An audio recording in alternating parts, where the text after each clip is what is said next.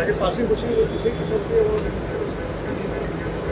যাই হোক এগুলো প্রতি মাসে উনি একবার করে আসছেন এখন যেহেতু নির্বাচন সামনে রয়েছে নির্বাচনের পর তো এদের টিকিট খুঁজে পাওয়া যায় না তো যারা দুর্নীতি নিয়ে তদন্ত করার কথা বলে বিজেপির দুর্নীতির বিরুদ্ধে লড়াইয়ের কি নিদর্শন গত 10-12 বছর প্রত্যেকটা জয়েনিংয়ে এখানে বিরোধী দল নেতা আসামে হিমন্ত বিশ্ব শর্মা, মহারাষ্ট্রে নারায়ণ রানে, কিছুদিন আগে উপমুখ্যমন্ত্রী মহারাষ্ট্রে একটা দুর্ভাগ্যজনক ঘটনায় মারা গেছে, তার নাম করব না, কিন্তু একাধিক ঘুরি ঘুরি উদাহরণ রয়েছে।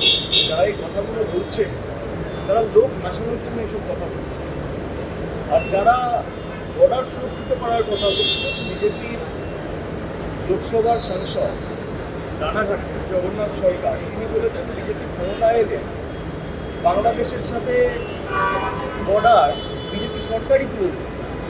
এটা আমার কথা না, এটা জগন্নাথ সরকারের কথা। তা অমিত শাহ কি জগন্নাথ সরকারকে শোকজ করেছেন? হয় অমিত শাহ ঠিক হয় জগন্নাথ সরকার ঠিক। যদি অমিত শাহ ঠিক হয় তাহলে জগন্নাথ সরকারকে শোকজ করা উচিত, আর যদি জগন্নাথ সরকার ভুল হয় আর অমিত শাহ ঠিক হয় তাহলে স্পষ্ট করে বিজেপি নেতৃত্ব বলা উচিত। কিন্তু তো একটাও হয়নি, লোক হাসানো ছাড়া আর কিছু নেই।